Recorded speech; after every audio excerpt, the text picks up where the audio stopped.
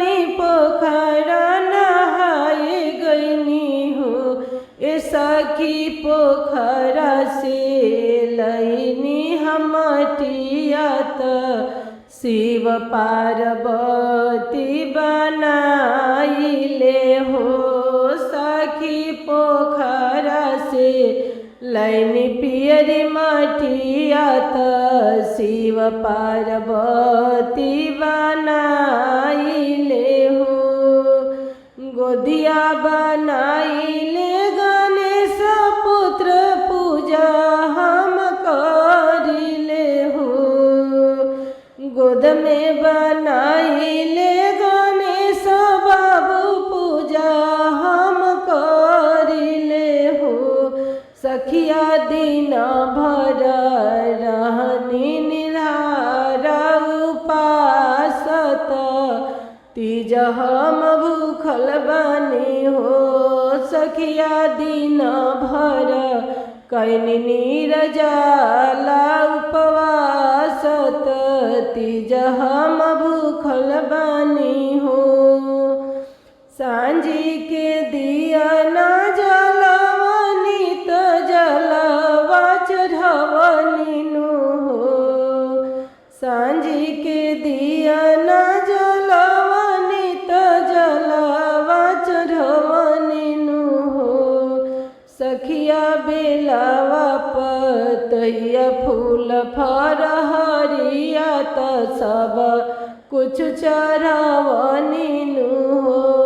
सखिया गौरा माई के 16 सिंगारवा त फलवा चढ़वनी नु हो। सखी हो गौरा माई के 16 सिंगारवा त फलवा चढ़वनी नु हो। भंगिया धतूरवा के भोगवा लगाइले गौरा माई के मेवा भोग है।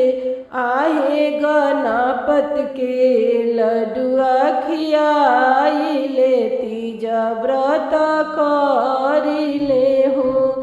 आहे गणपत के लड्डुआ खियाइले तीज व्रत करिले हो। निहुरी निहुरी हम चरण धोई शिव के चरनिया छुअनी हो।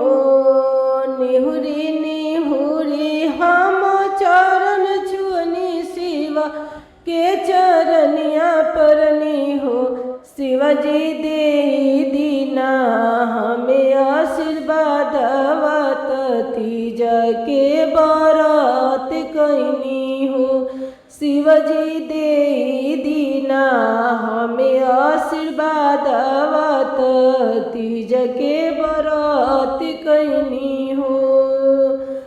सुखी रहो घर परिवार अमर तोर सुहागवनु हो। सुखी रहो घर परिवार अमर तोर सुहागवनु हो। स्थिति वही जाहु तू आपन घरवा खुशहाल तोहर परिवार रही हो। तिवही जाहु तू अपनी घरवा त खुशहाल तोहर परिवार रही